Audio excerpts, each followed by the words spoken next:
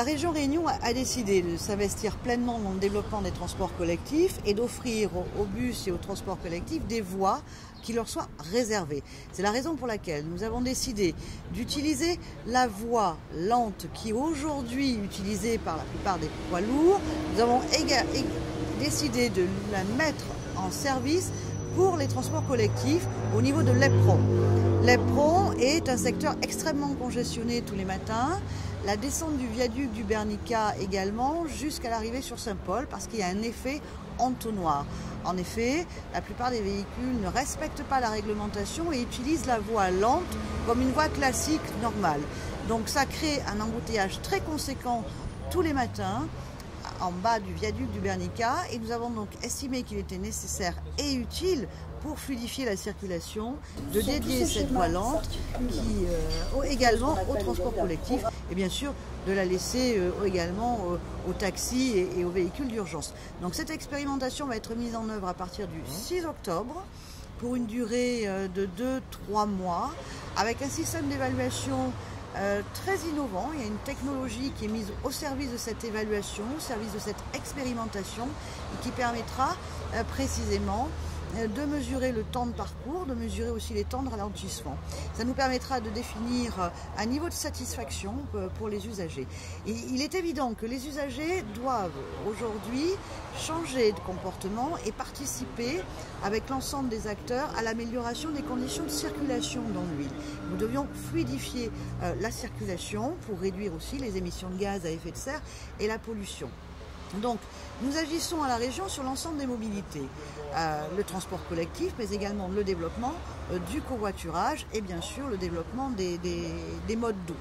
Donc, nous avons au niveau du secteur de l'Éperon, nous sommes dans la multimodalité, dans l'intermodalité, puisque nous avons à la fois un arrêt de bus car jaune, mais nous avons aussi une aire de covoiturage. Donc c'est tous ces moyens de transport, ces connexions entre les différents réseaux qui vont permettre aussi de fluidifier la circulation. Cette voie réservée aux bus de l'Éperon jusqu'à Saint-Paul va permettre à 14 lignes de bus d'emprunter une voie de circulation qui, pour le coup, sera beaucoup plus fluide. 14 lignes de bus, c'est quand même important. Cela concerne le réseau Car Jaune, mais cela concerne surtout le réseau Car Ouest, parce que nous sommes dans une logique de partenariat avec le TCO. Donc ça nous permettra un gain de temps important pour les transports en commun. C'est vrai que la file va se rallonger pour les véhicules terrestres, mais le temps de parcours des usagers en automobile ne sera pas tellement plus long puisqu'ils n'auront plus cet effet d'étranglement qu'ils rencontrent aujourd'hui à la descente du viaduc. Donc je pense que tout le monde va y trouver un intérêt et bien sûr, avant tout, les usagers des transports collectifs. On peut dire que cette expérimentation est un nouvel outil de prévention au niveau de la lutte de la sécurité routière. On peut la ranger là-dedans, pas? Alors absolument, moi je vous parlais de partage de la route. Donc partage de la route, c'est aussi un changement des comportements et essayer d'inculquer la notion à l'usager qu'il est non plus propriétaire de la route, mais qu'il doit partager avec les autres usagers. Et ce concept justement de redistribution des voies de circulation dans la descente de Saint-Paul, justement tend à sensibiliser les usagers qu'en ayant un meilleur comportement, on va fluidifier la circulation et permettre à tout le monde de passer plus rapidement. Est-ce que finalement on aura aussi une présence pendant cette expérimentation de vous sur la route, de vos hommes? Alors on aura également une surveillance bien sûr qui se fera, je ne vous le cache pas, plus derrière les caméras de surveillance parce que vu le contexte du tronçon, il est difficile pour nos gendarmes de travailler en sécurité depuis le bord de la route. Du pôle prospective. Et alors comment vous allez apprécier, comment vous allez avoir un rendu, un feedback de cette expérimentation? Il y a des outils assez particuliers, assez modernes, innovants. Alors, on a déjà les outils d'ores et déjà à notre disposition issus du Centre régional de gestion du trafic. Donc, un ensemble de boucles de comptage d'ores et déjà présentes depuis la mise en service de la route d'État marin, associée à un nombre important de caméras de surveillance installées depuis 2009, qui permettent d'ores et déjà d'apprécier le niveau de congestion de manière quotidienne. Pour vraiment améliorer l'observation de ce projet, nous avons fait l'acquisition d'un système basé sur la technologie Bluetooth qui permet d'avoir un recueil très précis, très fin et très qualitatif des temps de parcours entre l'échangeur de l'éperon et l'échangeur du Sacré-Cœur. Anonyme. Et parfaitement anonyme. Comment ça fonctionne?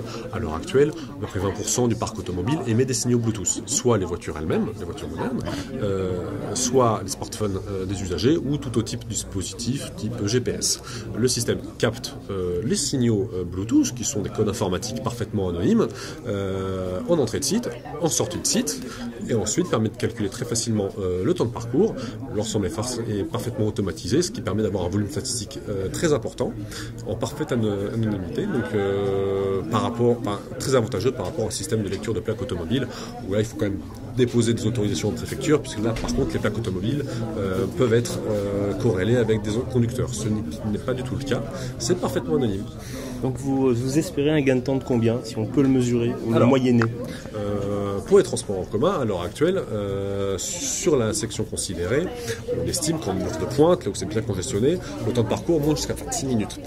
On espère faire gagner 10 à 15 minutes à ces transports en commun grâce au projet. En revanche, pour les autres usagers, on part du principe, et on espère sincèrement, que la perte de temps de parcours sera minime, voire quasi nulle. Pourquoi?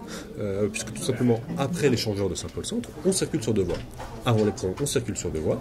Donc si on circule sur deux voies entre l'éperon et Saint-Paul-Centre, on conserve le même débit général. Circuler ponctuellement sur trois voies amène plus de désagréments qu'autre chose, et surtout amène des manœuvres de dépassement à gauche, à droite, intempestives, qui pénalisent les circulations générales. Ça donne l'impression soi-même d'aller plus vite, ce n'est pas le cas pour le collectif.